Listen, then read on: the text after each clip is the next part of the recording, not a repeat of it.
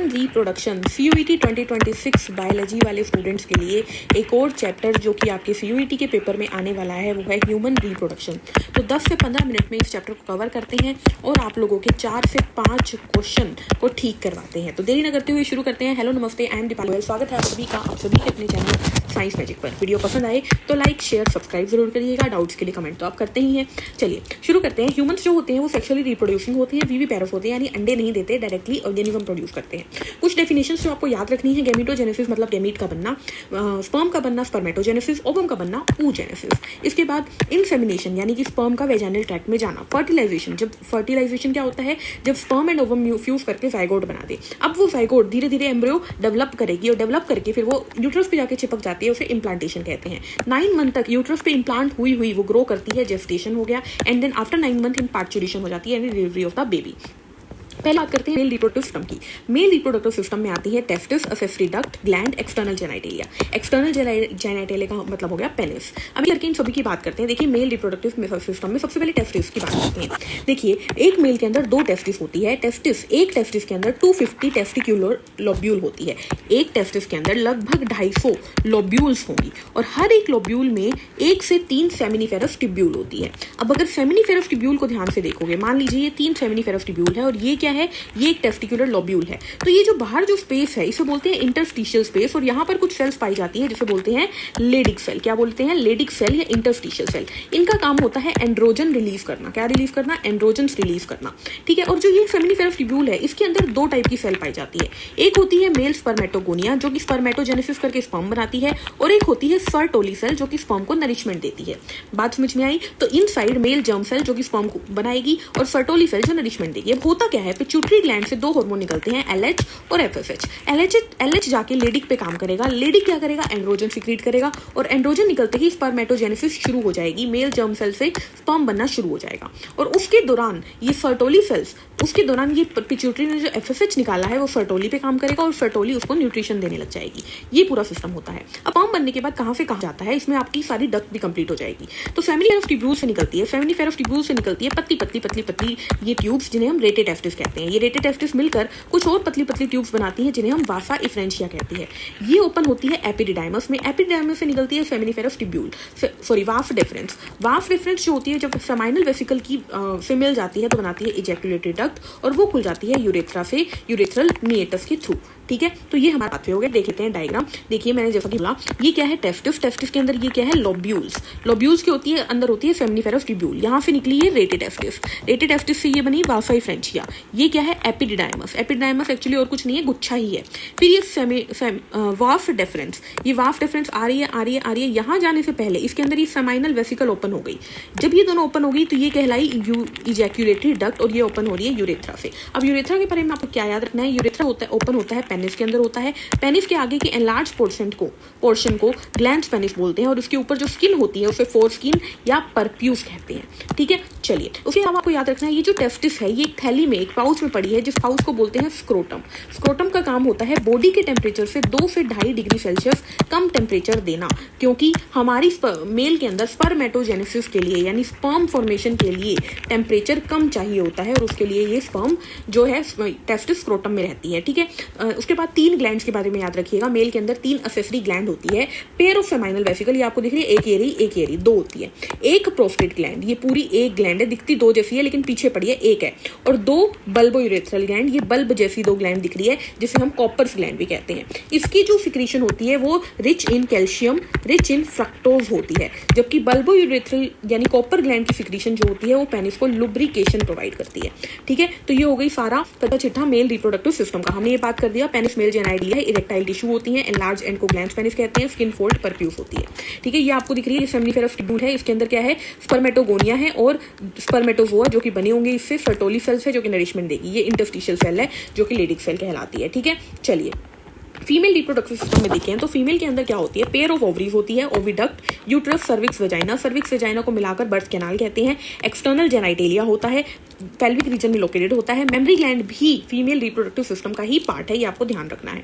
ये सब मिलकर ovulation, fertilisation, pregnancy, birth and child care करते हैं, क्योंकि चाइल्ड केयर में लैक्टेशन पीरियड भी आ जाता है। ठीक है, ओवरी की अगर बात करें तो ये प्राइमरी फीमेल सेक्स ऑर्गन है जो कि फीमेल गैमीट ओवम और हार्मोन्स, ओवेरियन हार्मोन्स बनाती है। इसकी लेंथ है 2 to 4 सेंटीमीटर। टेस्टिस की भी याद रखिएगा, विड्थ होती है 2 to 3 एंड लेंथ होती है 3 to 4 to 5। ठीक है, ये आपको इसकी भी याद रखनी है। ठीक है, अब चलते हैं फीमेल ऊपर। अगेन यहाँ पर फीमेल की जो ओवरी होती है, ओवरी के बाहर एक थिन एपिथेलियम पाई जाती है, पतली सी कवरिंग, जिसे थिन एपिथेलियम बोलते हैं, और इसके अंदर के सारे एरिया को स्ट्रोमा बोलते हैं। क्या बोलते हैं? स्ट्रोमा। अब स्ट्रोमा को 2 हिस्सों में बांट दिया गया है। बाहर वाले स्ट्रोमा को बोलते हैं पेरिफेरल कोर्टेक्स और अंदर वाले स्ट्रोमा को बोलते हैं इनर मेड्यूला। ठीक है, चलिए ये क्या है female reproductive system. Female reproductive system का डायग्राम करने से पहले थोड़ी और चीजें बता देती हूँ। ओवम का पाथवे क्या होता है? तो ओवरी से ओवम जाता है फेलोपियन ट्यूब के अंदर। अब फेलोपियन ट्यूब के 4 हिस्से आपको याद रखने हैं। सबसे आगे होती है फिम्ब्री। देखिए, आप ध्यान से देखिए, ये फेलोपियन ट्यूब में बना रही हूँ। ठीक है, ये कुछ इस तरीके से। ठीक है, ये क्या होती है? फिम्ब्री है। इसका काम क्या होता है? ओवरी से आने वाले ओवम को कैच करना। देन आती है इन्फंडिबुलम। इन्फंडिबुलम नैरो पार्ट होता है। फिर एम्प्यूला जो कि चौड़ा वाइडर पार्ट होता है। देन इस्थेमस, इन दोनों की जंक्शन पे ही फर्टिलाइजेशन होती है। देन जाता है यूट्रस, सर्विक्स, वेजाइना। ठीक है, चलिए उसके बाद आपको क्या याद रखना है? यस, ये वाला डायग्राम देखते हैं हम यहाँ पर। देखिए, ये हमारा यूट्रस है, ये हमारी फेलोपियन ट्यूब है। फेलोपियन ट्यूब में ध्यान से देखिएगा, ये फिम्ब्री है, इसका काम है ओवम को कैच करना। देन आती है इन्फंडिबुलम, फनल शेप्ड। एम्प्यूला जो चौड़ा होता है, एंड देन इस्थेमस। ये पूरा मिलाकर क्या बनाते हैं? Fallopian tube. ये ओवरी है जो लिगामेंट्स के थ्रू पेल्विक रीजन में यूट्रस से कनेक्टेड होती है। अब यूट्रस की बात करें तो यूट्रस के पास 3 लेयर होती है। सबसे बाहर होती है पेरीमेट्रियम, उसके बाद होती है मायोमेट्रियम, एंड देन ये सबसे अंदर वाली एंडोमेट्रियम। एंडोमेट्रियम जो होती है वो मेंसेस यानी मेंस्ट्रुएशन के दौरान चेंजेस लाती है खुद के अंदर। मायोमेट्रियम मस्कुलर कॉन्ट्रैक्शन करवाती है ड्यूरिंग द पार्चुरेशन ऑल्सो। ठीक है, ये वॉल ऑफ यूट्रस है। वो यूट्रस जो होता है वो वॉर्म भी कहलाता है, और ये इन्वर्टेड पियर शेप का होता है। ठीक है, ये यूट्रस के टाइप पार्ट को फंडस कहते हैं। ये हो गई सर्विक्स, देन ये हो गया वेजाइना। ठीक है, और इन दोनों को मिलाकर क्या कहते हैं? बर्थ कैनाल कहते हैं। ठीक है, फेलोपियन ट्यूब की लेंथ होती है 10 से 12 सेंटीमीटर लॉन्ग। ठीक है, अब बात कर लेते हैं एक्सटर्नल जेनाइटेलिया की। तो इसकी लाइनें आपको याद रखनी है। देखो, मोन्स प्यूबिस होता है जिसे हम कुशन ऑफ फैटी टिश्यू कहते हैं, जिसके ऊपर स्किन और हेयर होते हैं। Labia majora, fleshy fold of tissue. Labia minora, pair fold of tissue under labia majora. Labia majora के अंदर की तरफ होता है लेबिया माइनोरा। हाइमन क्या होता है? हाइमन एक कवर होता है वेजाइनल ओपनिंग के ऊपर, जो पार्शियली कवर्ड होता है, यानी कि एक तरीके से वेजाइनल ओपनिंग थोड़ी सी ऐसे हाइमन से कवर्ड होती है। लेकिन ध्यान रखिएगा, ये हाइमन जो होता है ये वर्जिनिटी की निशानी नहीं है, क्योंकि ये during the sports activity, horse riding भी टूट जाता है। क्लाइटोरिस क्या है? फिंगर लाइक पोर्शन है जो कि अपर जंक्शन पे होती है लेबिया माइनोरा की। यहाँ पर फीमेल का इरेक्टाइल टिश्यू होता है। ठीक है, चलिए अब यहाँ पर आ जाते हैं इस डायग्राम के अंदर। ये फीमेल रिप्रोडक्टिव सिस्टम है। ये क्या है? ये मोन्स प्यूबिस है। ठीक है, ये क्या है? Sorry, just a second, this is mons, एक सेकेंड, दिस इज मोन, एक second, just a second. Yes, this is mons pubis, यहाँ पे हेयर्स भी होते हैं। ठीक है, this is labia majora, labia minora, ये क्लाइटोरिस है। ठीक है, ये क्या हो गई हमारे पास? ये हमारा यूट्रस हो गया। यूट्रस से ये आ गई हमारी वेजाइनल ओपनिंग। ठीक है, ये यूरिनरी ब्लैडर हो गया। ठीक है, पीछे एनस वगैरह हो गया। तो ये हो गया फीमेल रिप्रोडक्टिव सिस्टम का डायग्राम। बात करते हैं आगे इसके अंदर मेमरी ग्लैंड की। तो इसके अंदर आपको याद रखना है, मेमरी ग्लैंड के अंदर ग्लैंडुलर टिश्यू होते हैं, जिसका काम होता है मिल्क फॉर्मेशन करना। ग्लैंडुलर टिश्यू कहाँ पे मौजूद होते हैं? तो मेमरी लोब के अंदर। कितनी लोब होती है? 15 से 20 मेमरी लोब होती है। मेमरी लोब मिलकर मेमरी एल्वेओलस बनाती है। वहां से मिल्क जाता है मेमरी डक्ट में, वहां से मिल्क जाता है एम्प्यूला में, एम्प्यूला से लेक्टिफेरस डक्ट। और ये जो लेक्टिफेरस डक्ट है ये ओपन होती है निप्पल के थ्रू, और निप्पल के आसपास का जो ब्लैकिश पोर्शन होता है उसे एरियोला कहते हैं। तो ये पाथवे ऑफ मिल्क भी है, आपको ये भी याद रखना है। मेमरी लोब से मेमरी एल्वेओलस, फिर मेमरी डक्ट, फिर एम्प्यूला, फिर lactiferous duct, and then nipple से आउटसाइड द मेमरी ग्लैंड्स। ठीक है, चलिए अब बात करते हैं स्पर्मेटोजेनेसिस की। गेमेटोजेनेसिस मैंने बोल दिया, स्पर्म बनना, स्पर्मेटोजेनेसिस, ओवम बनना, oogenesis। अब स्पर्मेटोजेनेसिस की बात करते हैं। देखिए, स्पर्मेटोजेनेसिस में क्या होता है? स्पर्मेटोगोनिया जो कि हमने बोला था कि सेमिनिफेरस ट्यूब्यूल के अंदर सेल्स पड़ी होती हैं, डिप्लॉइड सेल्स होती हैं, उसमें माइटोसिस होती है तो बनता है प्राइमरी स्पर्मेटोसाइट। याद रखिएगा, स्पर्मेटोगोनिया में माइटोसिस होती है तो बनती है प्राइमरी स्पर्मेटोसाइट। अब क्या होगी? मियोसिस होगी। प्राइमरी स्पर्मेटोसाइट में मियोसिस होगी तो हैप्लॉइड सेकेंडरी स्पर्मेटोसाइट बनेगी, उसमें मियोसिस 2 होगी तो स्पर्मेटिड बनेगी। अब स्पर्मेटिड से आगे मियोसिस नहीं होगी, स्पर्मेटिड से होगी डिफ्रेंशिएशन, ताकि वो स्पर्म बन जाए, स्पर्मेटोजोआ बन जाए। एक्चुअली स्पर्मेटिड क्या है? ये नॉन मोटाइल है, ये मोटाइल है, बस इतना ही फर्क है। ठीक है, अब स्पर्मेटोगोनिया से स्पर्मेटोजोआ बनने की प्रोसेस को बोलते हैं स्पर्मेटोजेनेसिस, लेकिन स्पर्मेटिड से स्पर्मेटोजोआ बनने की प्रोसेस को बोलते हैं स्पर्मियोजेनेसिस। स्पर्मेटोजोआ या स्पर्म एक ही बात है। अब ये स्पर्मेटोजोआ बन तो गया, लेकिन ये सेमिनिफेरस ट्यूब्यूल के अंदर लेडिक सेल में या स्पर्मेटोगोनिया के अंदर धंसा हुआ है, अंदर की तरफ अपना सिर अड़ाया हुआ है, लेकिन ये जब रिलीज होता है तो उस प्रोसेस को बोलते हैं स्पर्मिएशन। क्या बोलते हैं? स्पर्मिएशन। ठीक है, ये देखिए ये ध्यान से देखिए, ये क्या है हमारे पास? ये स्पर्मेटोगोनिया है, बीच बीच में फर्टोली सेल पड़ी है इनको न्यूट्रिशन देने के लिए। ये देखिए ये स्पर्मेटोगोनिया से प्राइमरी स्पर्मेटोसाइट बन गई, सेकेंडरी स्पर्मेटोसाइट बन गई, स्पर्मेटिड भी बन गई, ये स्पर्मेटिड है, और धीरे धीरे फिर ये पूरा स्पर्मेटोजोआ क्लियर हो गया, और जब ये निकलेगा उसे बोलेंगे क्या? स्पर्मी। ठीक है, उसके बाद स्पर्म का डायग्राम देख लेते हैं। स्पर्म के ऊपर हेड होता है, बीच में नेक, फिर ये मिडिल पीस हो गया एंड देन टेल हो गया। टेल का काम है स्विमिंग देना। ठीक है, नेक के अंदर का कोई भी काम नहीं होता। मिडिल पीस के अंदर माइटोकॉन्ड्रिया होते हैं जो कि स्विमिंग के लिए एनर्जी सोर्स देते हैं। हेड के बारे में दो बातें याद रखनी है। हेड में न्यूक्लियस यानी कि जेनेटिक मटेरियल होता है, और ऊपर की तरफ एक्रोसोम होता है। एक्रोसोम के पास कुछ खास एंजाइम्स होते हैं जो कि बाद में ओवम पे जाकर उसकी ज़ेनोपिलोसिडा को तोड़ने का काम करते हैं। अब स्पर्म याद रखिएगा, एक कोएटस में 200 से 300 मिलियन स्पर्म रिलीज होते हैं। अगर हमें फर्टिलाइजेशन करनी है तो 60% स्पर्म मिनिमम, 200 से 300 मिलियन में से 60% minimum normal shape and size के होने चाहिए, और 40% की विग्रस मोटिलिटी होनी चाहिए। अब फीमेल की oogenesis की बात कर लेते हैं। oogenesis में oogonia से शुरू होती है। oogonia के अंदर माइटोसिस होगी तो प्राइमरी oocyte बनेगी। अब प्राइमरी oocyte ये एम्ब्रियो कंडीशन में बन जाती है। अब प्राइमरी oocyte रुक जाती है प्रोफेज 1 के अंदर। ठीक है, रुक जाती है। अब क्या होगी? जब फीमेल मैच्योर होगी तो उसके अंदर जब ओव्यूलेशन मेंस्ट्रुएशन शुरू होगी तो प्राइमरी oocyte से बनेगी सेकेंडरी oocyte और फर्स्ट पोलर बॉडी। अब सेकेंडरी oocyte फीमेल की मान लीजिए फैलोपियन ट्यूब में पहुंच गई। अब वो वेट करेगी, अगर फर्टिलाइजेशन हो जाती है तो वो बना देगी ओवम और सेकेंड पोलर बॉडी। तो याद रखिएगा, मियोसिस 1 कब कंप्लीट होती है? प्रायर टू ओव्यूलेशन, और मियोसिस 2 कब कंप्लीट होती है? After fertilisation. ये दोनों बातें याद रखिएगा। ठीक है, तो प्यूबर्टी के अंदर फीमेल के अंदर 60,000 से 80,000 प्राइमरी फॉलिकल्स मौजूद होती है। अब देख फीमेल के अंदर और क्या होता है, ध्यान से सुनिएगा। जो ग्रैनुलोसा सेल्स होती है, देखो oogonia के बाहर की तरफ कुछ सेल्स मौजूद होती है, इन्हें बोलते हैं ग्रैनुलोसा सेल। अगर इसकी एक लेयर होती है तो ये प्राइमरी फॉलिकल कहलाती है। अगर इस एक लेयर के अलावा बाहर थिक्का की लेयर आ जाए तो वो सेकेंडरी फॉलिकल बन जाती है, और अगर इसमें एंट्रम बन जाए तो वो टर्शरी फॉलिकल बन जाती है। ठीक है, अब ग्रैनुलोसा सेल क्या करती है? एस्ट्रोजन रिलीज करती है जो कि पिट्यूटरी को पॉजिटिव फीडबैक देता है, जिससे कि पिट्यूटरी LH और FSH रिलीज करती है।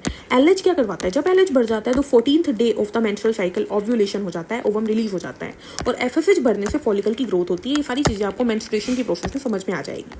कॉर्पियम का काम क्या है? ये प्रोजेस्टेरोन रिलीज करता है। अगर फर्टिलाइजेशन हो जाएगी तो ये एंडोमेट्रियम को मेंटेन कर देगा, और अगर नहीं होगी तो मेंस्ट्रुएशन हो जाएगी, यानी एंडोमेट्रियम टूट जाएगी। ठीक है, इस बात को आगे डिस्कस करेंगे। यस, इस डायग्राम में देखते हैं। देखिए यहाँ पर ये प्राइमरी फॉलिकल है, ग्रैनुलोसा की सिंगल लेयर। ये ग्रैनुलोसा की सिंगल लेयर के साथ थिक्का की लेयर आ जाए तो secondary follicle, antrum fluid filled cavity आ जाए तो टर्शरी फॉलिकल बन गई, और जोना पेलोसिडा भी बन जाए तो वो ग्राफियन फॉलिकल हो गई। ग्राफियन फॉलिकल में से ओवम रिलीज हो गया at the time of ovulation. LH surge की वजह से 14th डे ये होता है, और पीछे बच जाता है कॉर्पस लूटियम। ये धीरे धीरे प्रोजेस्टेरोन रिलीज करता रहता है, एंडोमेट्रियम बनी रहती है, लेकिन जैसे ही ये रिग्रेस हो जाता है, टूट जाता है, कॉर्पस एल्ब्यूकेंस बन जाता है, तो प्रोजेस्टेरोन रिलीज होना बंद हो जाता है। हमने कर लिया है। ठीक है, मेंस्ट्रुअल साइकिल की बात करें तो पहले मेंस्ट्रुएशन को बोलते हैं मेनार्क, आखिरी को बोलते हैं मेनोपॉज। 28 से 29 दिन की साइकिल होती है। अब यहाँ पर बात कर लेते हैं। देखिए यहाँ पर देखिए 4 फेज है। ये मेंस्ट्रुअल फेज है, फिर ये फॉलिकुलर फेज है, इसमें फॉलिकल की ग्रोथ होगी इसीलिए फॉलिकुलर फेज। ये हो गई ओव्यूलेशन का डे। फिर ये ल्यूटियल फेज, क्योंकि यहाँ पर कॉर्पस लूटियम काम करता है। क्या करता है? सिक्रीशन करता है प्रोजेस्टेरोन की। अब ध्यान से देखिएगा, यहाँ पर FSH रिलीज हो रहा है।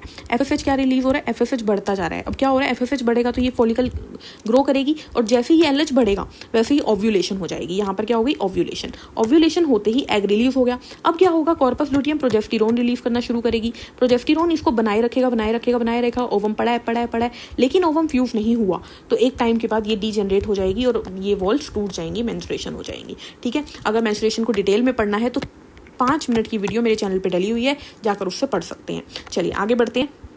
इसके अंदर देखिए 50 ईयर्स ऑफ एज में मेनोपॉज आ जाता है, ये हमने बात कर लिया। फर्टिलाइजेशन इम्प्लांटेशन की बात करते हैं। देखिए इंसेमिनेशन क्या होता है हमने बात कर ली। फर्टिलाइजेशन हो गई, एम्पुलरी स्टेमिस जंक्शन पे होता है, जोना पेलोसिडा की लेयर पे एक्रोसोम काम करेगा और फर्टिलाइजेशन हो जाएगी। उसके बाद क्या होगा? देखिए ओवम है, फर्टिलाइजेशन हो गई तो 2 ब्लास्टोमियर की कंडीशन आएगी, 2 साइड, फिर आएगी 4 ब्लास्टोमियर, फिर 8 से 16 ब्लास्टोमियर जिसे हम मोरूला कहते हैं। उससे बन जाएगा एक पूरा बॉल ऑफ मास जिसे हम मोरूला ही कह देते हैं। देन ये जो 8 to 16 ब्लास्टोमियर कंडीशन है उसमें क्या हो जाएगा? बाहर की तरफ कुछ सेल अरेंज हो जाएंगे जिसे हम ट्रोफोब्लास्ट बोलेंगे। बाद में इसका काम होगा यूट्रस से अटैचमेंट देना, कोरियोनिक विलाई बनाएगी और एक तरफ इनर सेल मास इकट्ठा हो जाएगा जो कि बाद में एक्टोडर्म, एंडोडर्म, मेसोडर्म यानी जर्म लेयर्स बनाएगी। ये ब्लास्टोसिस्ट हो गया। इस ब्लास्टोसिस्ट का काम क्या है? अब ये जाकर यूट्रस के ऊपर इम्प्लांट हो जाएगा। ये देखिए इम्प्लांटेशन हो गया। ठीक है, चलिए आगे बढ़ते हैं। प्लेसेंटा का क्या काम है, प्लेसेंटा क्या होती है पहले तो ये देख लेते हैं। देखिए ये देखिए, यूट्रस के अंदर से एम्ब्रियो के अंदर से निकलती है अम्बिलिकल कोड और उसके बाहर की तरफ होती है प्लेसेंटा, और ये कोरियोनिक विलाय किससे जुड़ी हुई है, एंडोमेट्रियम से। इस तरीके से ये होती है, ठीक है। प्लेसेंटा का काम क्या होता है, वेस्ट को रिमूव करना, न्यूट्रिएंट्स देना।